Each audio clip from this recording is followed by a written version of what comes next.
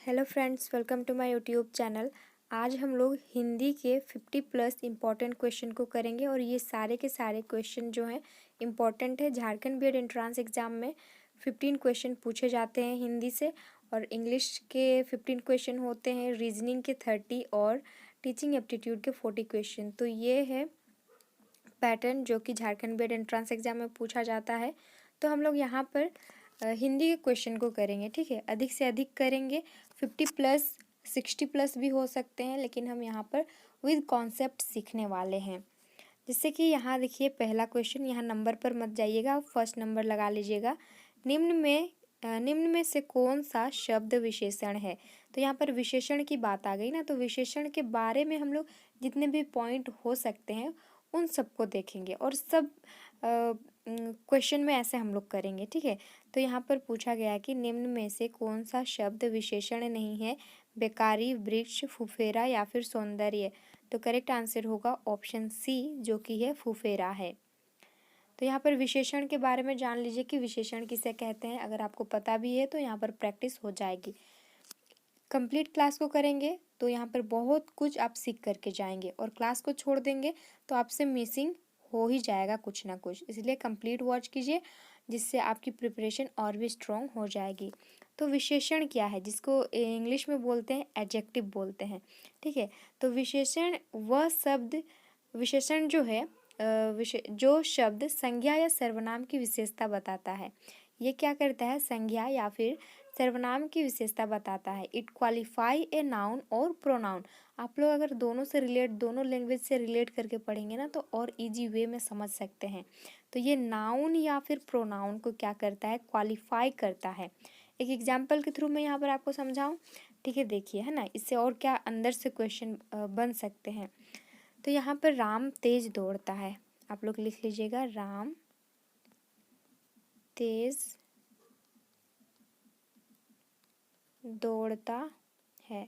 इसमें ध्यान से देखिएगा, है ना, राम तेज दौड़ता है। तो यहाँ पर राम क्या हो गया, ये जो राम होता है इंग्लिश में सब्जेक्ट हो जाएगा और इसी को हिंदी में क्या बोलते हैं, विशेष्य बोलते हैं, है ना। जिसके बारे में हम बात करते हैं ये क्या हो जाएगा, विशेष्य होगा। लिख लीजिएगा इसको, ये इम्पोर्टेंट है तभी मैं आपको यहाँ पर बता रही हूँ। ये विशेष्य हो गया।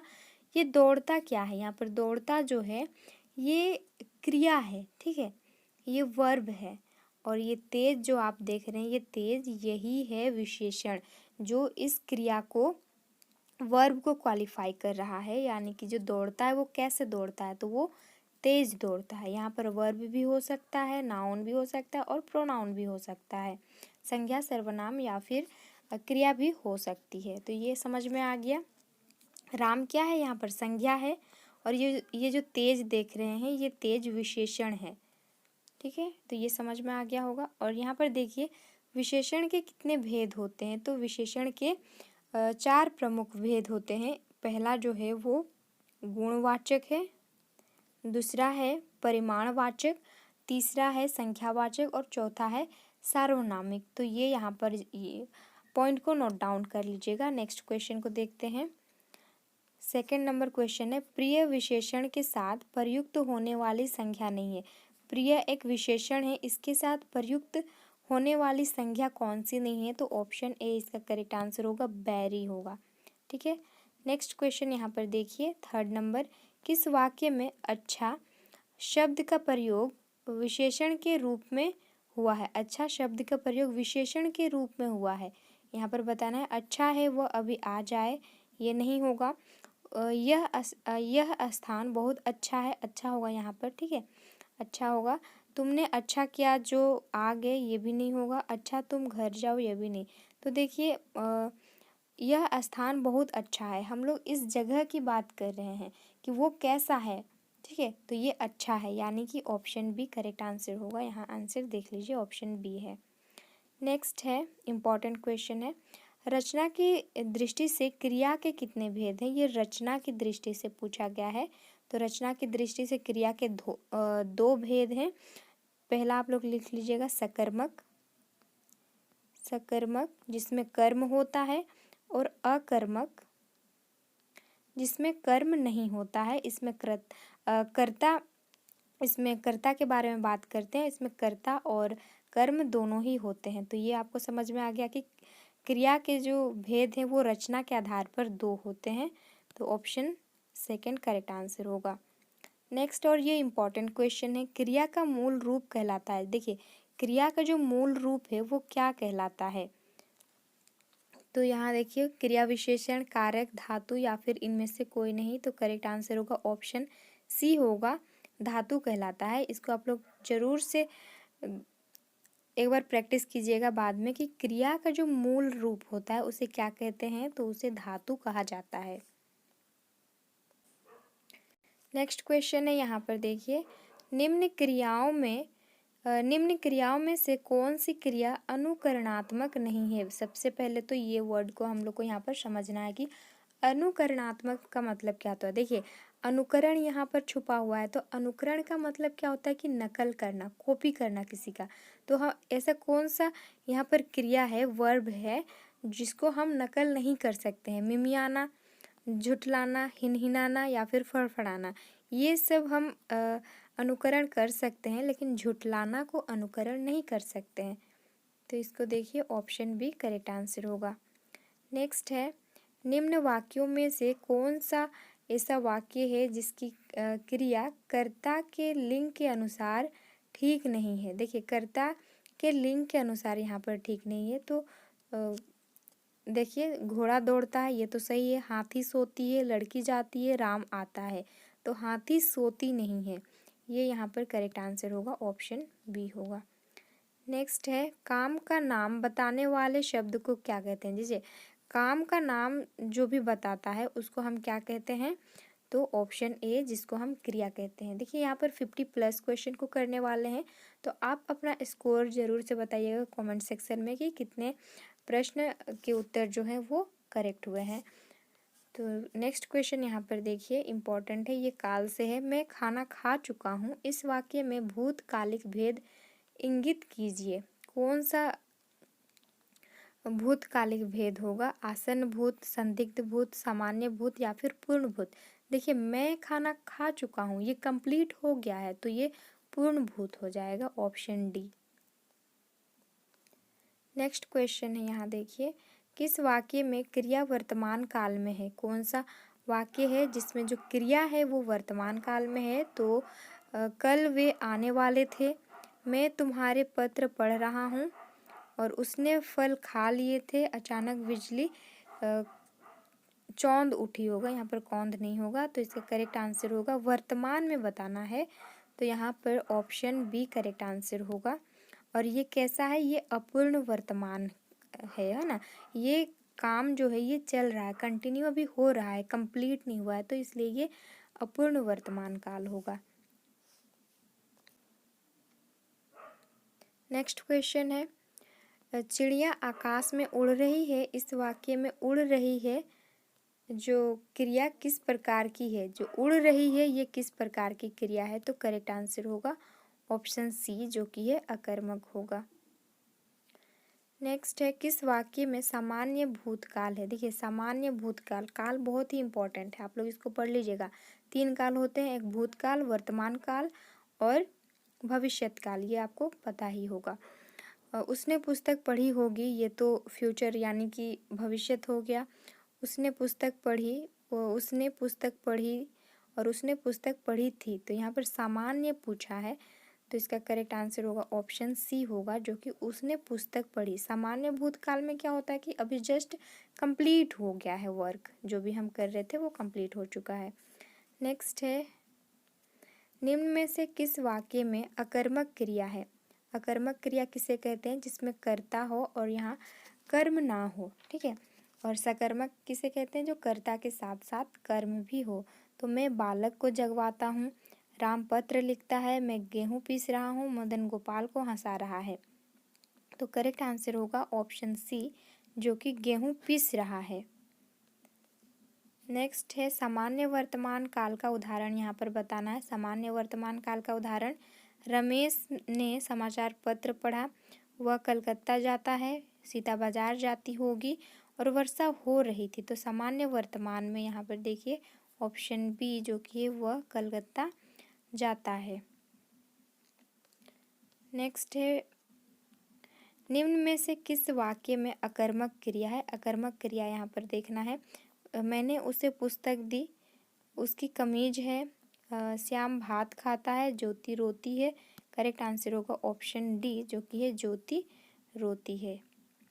तो देखिए यहाँ पर आप प्रैक्टिस करने पर फोकस कीजिए। जो भी आप सीख रहे हैं तो अच्छा है ना। लेकिन जो चीज़ आप नहीं सीख रहे हैं ना, उसको नोट डाउन कर लीजिए।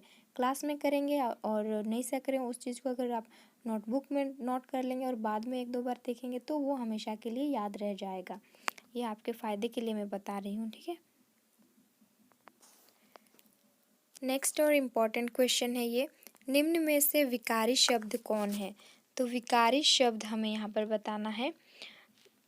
सबसे पहले तो समझते हैं कि विकारी शब्द होता क्या है। विकारी शब्द जो शब्द लिंग, वचन या फिर काल को प्रभावित होकर अपना रूप बदलते हैं, उसे हम विकारी शब्द कहते हैं, ठीक है। किसको किसको आप लोग लिख लीजिएगा, काल, वचन और लिंग को प्रभावित कर अपना रूप बदलते हैं, उसे विकारी शब्द कहते हैं। तो विकारी शब्द जो है वो संज्ञा, सर्वनाम, विशेषण और क्रिया, ये चारों क्या है, विकारी शब्द हैं। और अविकारी शब्द कौन होते हैं? जो काल, लिंग या फिर वचन को प्रभावित नहीं करते हैं, इसमें कोई बदलाव नहीं होता है, वैसे शब्दों को हम क्या कहते हैं, अविकारी शब्द कहते हैं, या फिर हाँ अविकारी शब्द ही कहते हैं। तो इसमें कौन कौन से होते हैं? तो इसमें क्रिया विशेषण, संबंध बोधक और विस्मय आदि, ये तीनों ही क्या है, अविकारी शब्द होते हैं। तो इसको हम लोग डिटेल में आगे पढ़ेंगे। तो यहाँ पर देखिए विकारी शब्द आपको समझ में आ गया है कि ये लिंग, वचन और काल को प्रभावित होकर क्या करते हैं, अपना रूप को बदलते हैं। ऑप्शन सी करेक्ट आंसर होगा। नेक्स्ट है देखिए अविकारी शब्द। यहाँ जस्ट मैं आपको बताया कि अविकारी शब्द क्या होते हैं। ये लिंग, वचन और काल को प्रभावित नहीं करते हैं, ठीक है। लिंग, वचन और काल का इस पर कोई इफ़ेक्ट नहीं होता है, वो जैसे होते हैं वैसे ही होते हैं, इसमें कोई चेंजेस नहीं होती है। तो इसको देखिए, सर्वनाम, अव्यय, संज्ञा या फिर विशेषण, अविकारी शब्द कौन होते हैं? तो इसका करेक्ट आंसर होगा ऑप्शन बी होगा, अव्यय होगा, ठीक है, अव्यय होगा। और इससे पहले मैं बताई थी क्रिया विशेषण, संबंध बोधक, समुच्चय बोधक और विस्मय आदि बोधक, इसके भेद होते हैं। तो आगे हम लोग इसको पढ़ेंगे, आएगा क्वेश्चन वो भी। नेक्स्ट यहाँ पर देखिए, निम्न शब्दों में से कौन सा शब्द क्रिया विशेषण है? तो क्रिया विशेषण यहाँ पर समझना है कि क्रिया विशेषण है क्या।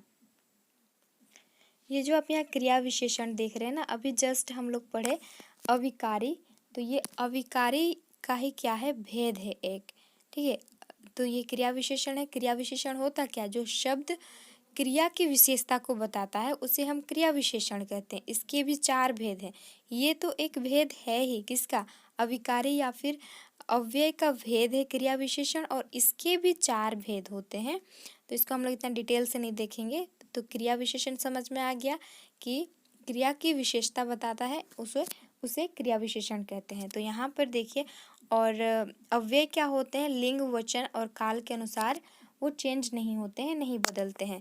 तो यहाँ पर धीरे धीरे जो है इसका धीरे धीरे जो है ये क्या है, क्रिया विशेषण है। तो यहाँ पर देखिए ऑप्शन बी करेक्ट आंसर होगा।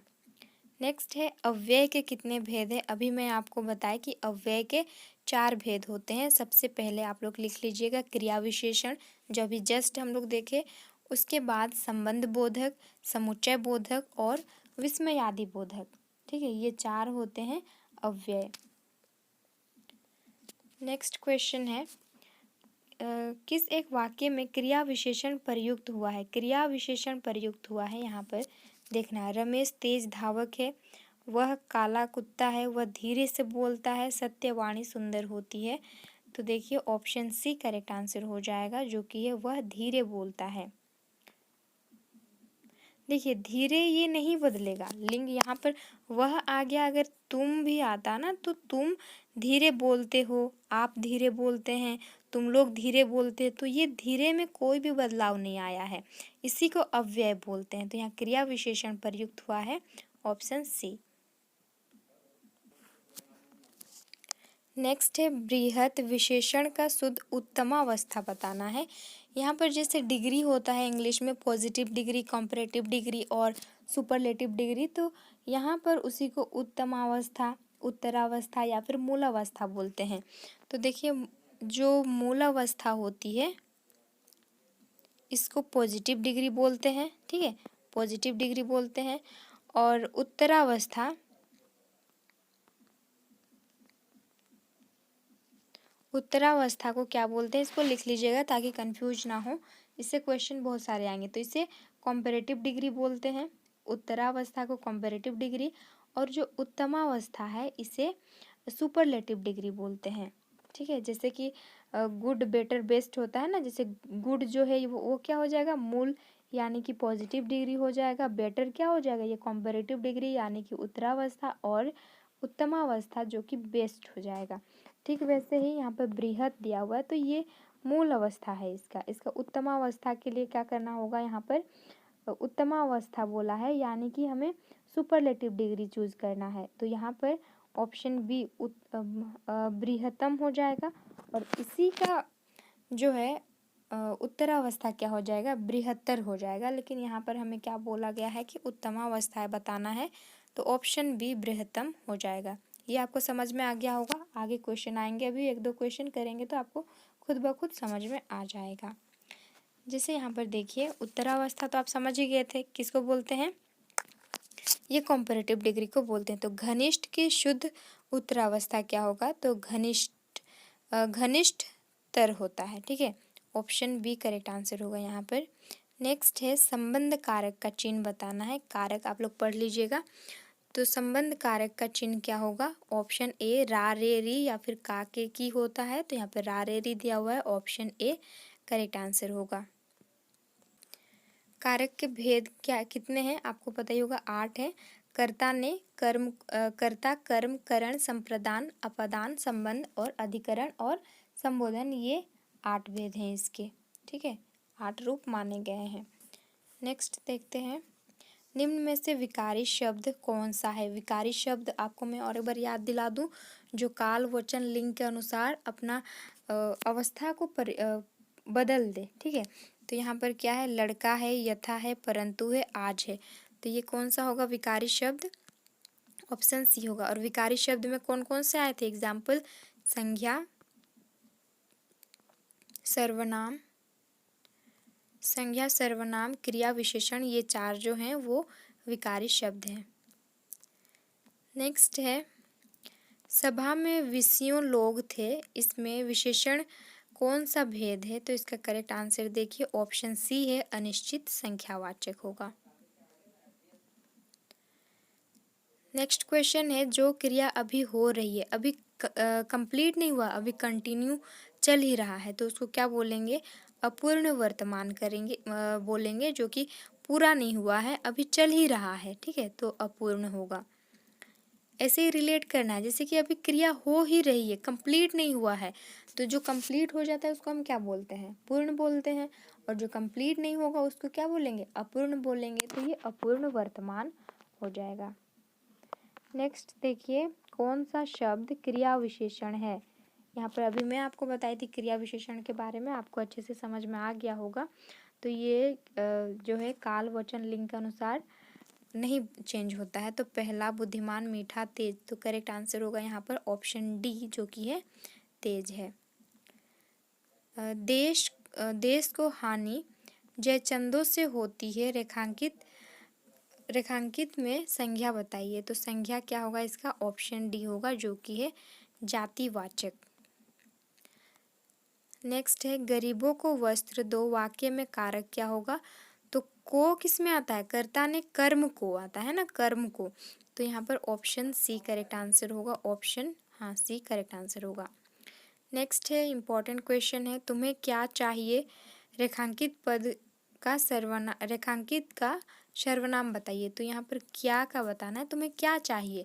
हम किसी को पूछते हैं कि तुम्हें क्या चाहिए बताओ, हम उसे क्या कहते हैं, प्रश्न पूछते हैं ना, तुम्हें क्या चाहिए, तो ये प्रश्नवाचक सर्वनाम हो जाएगा। नेक्स्ट क्वेश्चन है यहाँ पर, सुमित सो रहा है, वाक्य में क्रिया का भेद बताना है। तो सुमित सो रहा है, इसमें कोई कर्म है नहीं, तो ऑब्वियस सी बात है कि यहाँ पर क्या होगा, अकर्मक क्रिया होगा। तो सुमित सो रहा है, अकर्मक क्रिया। नेक्स्ट और इम्पॉर्टेंट क्वेश्चन है, वाच्य कितने प्रकार के होते हैं। तो वाच्य टॉपिक है, हमें इसको पढ़ना होगा। ऑप्शन को देखिए यहाँ पर 4, 5, 8 या फिर 3। तो वाच्य जो है ये 3 प्रकार के होते हैं, नाम लिख लीजिएगा, मैं यहाँ पर बता रही हूँ। फर्स्ट है कर्तृवाच्य, और सेकंड है कर्मवाच्य, और थर्ड है भाववाच्य। ये वाच्य के भेद हैं, इसको नोट डाउन कर लीजिएगा। तो ऑप्शन डी करेक्ट आंसर होगा। नेक्स्ट है, अव्यय के कितने भेद होते हैं। अभी हम लोग देखे थे अव्यय के जो है ये 4 भेद होते हैं। आपको पता ही होगा, क्रिया विशेषण, संबंध बोधक, समुच्चय बोधक और विस्मयादि बोधक, ये 4 भेद अव्यय के होते हैं। और अव्यय में लिंग, वचन, काल के अनुसार कोई भी बदलाव नहीं होता है। मैं यहाँ पर अभी तक 3 से 4 बार बताई होंगी, जिससे आपकी प्रैक्टिस हो सके। ठीक है, आपकी प्रैक्टिस होगी, इसीलिए ही मैं बार बार बोल रही हूँ उस चीज़ को। बार बार आप सुनेंगे तो आपको याद रह जाएगा, आपको अव्यय अब समझ में आ ही गया होगा। तो option A correct answer. Next है, निजवाचक सर्वनाम का प्रयोग किस वाक्य में हुआ है। सर्वनाम के कितने भेद होते हैं, इसके 6 भेद होते हैं, आपको पता ही है। और सर्वनाम जो है ये संज्ञा के स्थान पर यूज होता है। ठीक है, ये सब आपको डेफिनेशन आने चाहिए पहले से। तो 6 भेद पुरुषवाचक है, एक निजवाचक, निश्चयवाचक, अनिश्चयवाचक, संबंध, प्रश्न, ये इसके 6 भेद होते हैं। तो यहाँ पर निजवाचक का पूछा गया है, निजवाचक सर्वनाम का प्रयोग जो है वो किस वाक्य में किया हुआ है। तो आज अपनापन कहाँ है, अपनों से क्या छुपाना, आप भला तो जग भला, और ऑप्शन डी है, यह मेरी निजी पुस्तक है। तो करेक्ट आंसर होगा ऑप्शन सी, जो कि है आप भला तो जग भला। जब भी आप आपको दिखे, आप या फिर स्वयं दिखे, तो वो निजवाचक सर्वनाम में आता है। नेक्स्ट है, शिव का विशेषण क्या होगा, इसका विशेषण बताना है। तो ऑप्शन बी इसका करेक्ट आंसर होगा, शिव हो जाएगा इसका विशेषण। नेक्स्ट क्वेश्चन है, वह घर पहुंच गया, इस वाक्य में पहुंच गया निम्न में से किस क्रिया का उदाहरण है। तो द्विकर्मक है, संयुक्त है, पूर्वकालिक है और प्रेरणार्थक है। देखिए यहाँ पर पहुंच गया, ठीक है, पहुंच गया है, तो इसका करेक्ट आंसर होगा ऑप्शन बी होगा, जो कि है संयुक्त क्रिया होगा। नेक्स्ट क्वेश्चन देखिए यहाँ पर, 2 अथवा 2 से अधिक शब्दों से मिलकर बने हुए सार्थक शब्द को क्या कहेंगे, क्या कहते हैं। देखिए 2 अथवा 2 से अधिक शब्दों से मिलकर बना है, तो इसे क्या कहेंगे, ऑप्शन ए, जो कि है समास कहेंगे। यहीं पर अगर 2 या 2 वर्णों से बना होगा तो उसे क्या कहेंगे, आप लोग इसको कमेंट सेक्शन में ज़रूर से बताइएगा। ठीक है, 2 या 2 से अधिक वर्ण से मिलकर सार्थक शब्द को हम क्या बोलेंगे, इसको आप कमेंट सेक्शन में ज़रूर से बताइएगा। तो इसका करेक्ट आंसर होगा ऑप्शन ए होगा। नेक्स्ट है, समास का शाब्दिक अर्थ क्या होता है। समास का शाब्दिक अर्थ बताना है। तो समास का जो शाब्दिक अर्थ है वो संक्षेप होता है। जो कल की क्लास देखे हैं उसको ये सब आ रहा होगा, क्योंकि कल हम लोग ये सब कर चुके हैं। तो समास का शाब्दिक अर्थ ये संक्षेप होता है, ऑप्शन डी करेक्ट आंसर होगा। नेक्स्ट है, निम्न में से कौन सा पद अव्ययी भाव समास है। समास को हम कल जो है अच्छे से देखे थे। तो अव्ययी भाव समास में क्या होता है, इसमें प्रथम जो पहला पद होता है वो प्रधान होता है, आप सभी को पता ही है। और इसमें उपसर्ग लगा होता है, जो पहला पद होता है वो उपसर्ग होता है। तो यहाँ पर ऑप्शन बी करेक्ट आंसर होगा। ये जो प्रतिदिन देख रहे हैं, इसमें प्रतिदिन में प्रति क्या है, उपसर्ग है, और ये पहला पद प्रधान होता है। तो ऑप्शन बी करेक्ट आंसर होगा। समास से यहाँ पर 2-3 प्रश्नों को करते हैं, जिससे हमारी प्रैक्टिस और स्ट्रॉन्ग हो जाए। तो वनवास में कौन सा समास है। जब भी आप देखें ना शब्द, सबसे पहले आप उसको संधि विच्छेद कर दें। ठीक है, वन प्लस वास। देखिए वन में वास करने वाला जो वनवास होगा, तो यहाँ पर ऑप्शन डी करेक्ट आंसर होगा। देखिए तत्पुरुष समास में क्या होता है कि ये दूसरा पद प्रधान होता है, और इसमें जो है विभक्ति चिन्ह होती है, कर्ता को छोड़ करके इसमें सारे विभक्ति चिन्हों को यूज किया जाता है। नेक्स्ट है पीताम्बर। पीताम्बर में कौन सा समास है? देखिए तो यहाँ पर करेक्ट आंसर होगा ऑप्शन डी होगा, जो कि बहुब्रीहि समास। अगर यहाँ पर एक एक्सेप्शन आती है, बहुब्रीहि नहीं होता, यहाँ पर तत्पुरुष या फिर अव्यय भाव कुछ भी होता और पीताम्बर का ही पूछता, तब हम क्या लगाते हैं कि कर्मधारय लगाते। लेकिन यहाँ पर बहुब्रीहि है तो बहुब्रीहि को हम लोग फर्स्ट प्रायोरिटी में रखेंगे। ठीक है, तो बहुब्रीहि करेक्ट आंसर होगा। नेक्स्ट है नरोत्तम। नरोत्तम में कौन सा समास है? तत्पुरुष है, अव्ययी भाव है, द्वंद्व है या फिर कर्मधारय है? तो करेक्ट आंसर होगा तत्पुरुष। देखिए यहाँ पर नरोत्तम, नरो में उत्तम, उसको नरोत्तम, में आया, में विभक्ति चिन्ह है, तो ये तत्पुरुष समास में चला जाएगा। नेक्स्ट है आजन्म शब्द का उदाहरण है। आजन्म शब्द जो है ये किसका उदाहरण है? इसको हम लोग खंड करेंगे, आ प्लस जन्म होगा। और ये जो आ आप देख रहे हैं ये क्या है? ये एक उपसर्ग है, और जिसमें भी उपसर्ग का यूज हो और पहला पद प्रधान हो वो कौन सा समास होता है? वो होता है तत्पुरुष नहीं होगा, यहाँ पर अव्ययी भाव समास होगा, जो कि ऑप्शन डी है। युधिष्ठिर में कौन सा समास है? युधिष्ठिर में समास बताना है तो इसका करेक्ट आंसर होगा ऑप्शन ए, जो कि है बहुब्रीहि समास। नेक्स्ट है यहाँ पर देखिए त्रिफला में कौन सा समास है? जब भी आपको संख्या वाला शब्द दिखे तो आपको क्या करना है? द्विगु समास को टिक करना है, ऑप्शन बी करेक्ट आंसर हो जाएगा। अभी हम लोगों ने यहाँ पर 60+ क्वेश्चन को किए और ये सारे के सारे इम्पोर्टेंट है। इससे पता लग गया होगा कि आपकी प्रिपरेशन जो है ये कितनी स्ट्रॉन्ग है और आप किस पोर्शन में वीक हैं। जिस पोर्शन में वीक हैं अभी उसी पोर्शन को कीजिए। अब ये मत कीजिएगा कि बैठ गए क्लास करने लगे और कंप्लीट नोट करने लगे, जैसे कि वाच्य के बारे में पूरा आप पढ़ रहे हैं, ऐसे नहीं करना है आपको। क्वेश्चंस आप कीजिए, इससे आपकी प्रिपरेशन और भी अच्छी हो जाएगी।